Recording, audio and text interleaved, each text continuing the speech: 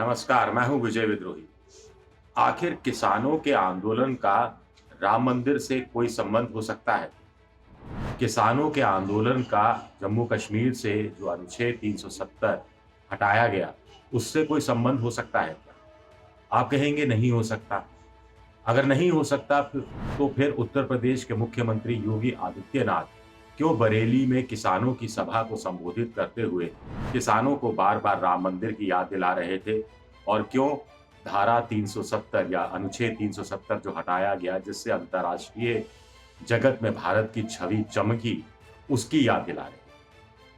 ये क्या कनेक्शन है? पहले देखते हैं कि आखिर योगी आदित्यनाथ ने बरेली में किसानों की सभा में क्या कहा। उन्होंने किसानों की सभा में कहा कि चूंकि राम मंदिर के निर्माण का काम शुरू हो गया है, क्योंकि राम मंदिर के निर्माण में प्रधानमंत्री मोदी भी हिस्सेदारी कर रहे हैं, वो अयोध्या खुद आए थे भूमि पूजन के लिए, इसलिए कुछ लोगों को ये बात पच नहीं रही। उनका ये कहना था कि आमतौर पर जो किसान हैं, एक-दूसरे को अभिवादन करते हैं तो राम-राम जी कहकर करते हैं, राम-राम सा कह देते हैं, कोई राम-राम, सीताराम कह देता है, कोई सीताराम कह देता है, ऐसे करके अभिवादन करते हैं। उनका ये भी कहना था कि जब अपना कोई मर जाता है, तो उसकी जो अर्थी निकलती है, तो उसमें भी राम का नाम लिया जाता है, राम नाम सत्य है कहा जाता है। आगे योगी आदित्यनाथ कहते हैं कि कुछ लोग षड्यंत्र रच रहे हैं, साजिश रच रहे हैं कि राम से आम जनता की दूरी बना के रखी जाए। अब आखिर ऐसे कौन लोग हैं? राम मंदिर के निर्माण की बात जहाँ तक है तो सुप्रीम कोर्ट का जो फैसला आया उसको सभी लोगों ने माना, किसी ने उसका विरोध नहीं किया। यहाँ तक कि मुसलमानों में भी ने भी विरोध नहीं किया। अब राम मंदिर अयोध्या में अलग बन रहा है और अयोध्या के पास ही जहाँ मस्जिद के लिए जगह दी गई है, वहाँ मस्जिद का भी डिज़ाइन तैयार हो गया है। दोनों काम अपनी-अपनी जगह चल रहे हैं। दूसरी बात है कि अगर योगी आदित्यनाथ राम के बंदे हैं, तो किसान भी राम के बंदे हैं, राम रहीम के बंदे हैं और राम रहीम का जो आपस का सामंजस्य है, वही देश में सबका साथ, सबका विकास, सबके विश्वास की बात को आगे बढ़ाता है। तो फिर आखिर किसानों के आंदोलन को राम मंदिर से क्यों जोड़ रहे हैं? दरअसल निशाने पर उनके अपोज़िशन पार्टियाँ हैं, उनको लगता है कि ये जो अपोज़िशन पार्टी के लोग हैं, इनको राम मंदिर का बनना पच नहीं रहा है, इसलिए ये किसानों को भड़का रहे हैं।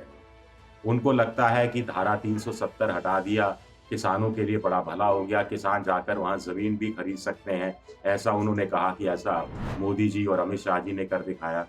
भई, ज़मीन अपनी तो किसानों से बचाई नहीं जा रही, अपनी तो जोत लगातार कम होती जा रही है, तो जम्मू कश्मीर जाकर क्या ज़मीन खरीदेंगे? एक सवाल।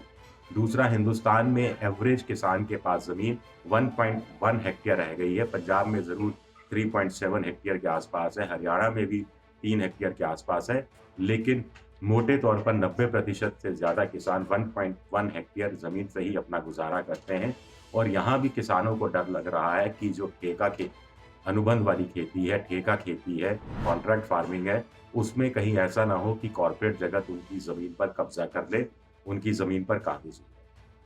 तो योगी आदित्यनाथ आखिर फिर हिंदुत्व का सहारा ले रहे हैं, फिर आखिर राष्ट्रवाद का सहारा ले रहे हैं और ये समझ से परे की बात है कि क्या किसानों को वो इतना मूर्ख समझते हैं, जो टीकरी बॉर्डर पर बैठे हैं, जो सिंघू बॉर्डर पर बैठे हुए हैं, जो अलग-अलग हाईवे पर बैठे हुए हैं, जो घर में बैठकर आंदोलन कर रहे हैं, कि वो उनकी बातों में आ जाएँगे कि चूँकि राम मंदिर बन रहा है, इसलिए राम मंदिर बनने से कुछ अपोज़िशन की पार्टियाँ नाराज़ हैं, वो अपोज़िशन की पार्टियाँ नाराज़ हैं जो अयोध्या जाने की हिम्मत भी नहीं जुटा पा रही हैं, इसलिए वो ये सारे मामले को उकसा रहे हैं।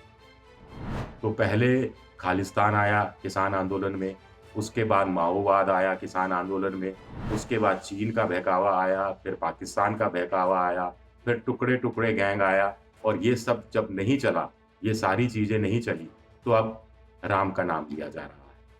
राम का नाम तो कम से कम दूसरी चीज़ों के लिए छोड़ दिया जाए। राम जी को तो कम से कम इस सारे मामले से अलग रखा जाए, तो ज़्यादा बेहतर होगा और किसानों की समस्या सुलझाने की तरफ ध्यान दिया जाए, तो ज़्यादा बेहतर होगा। शुक्रिया।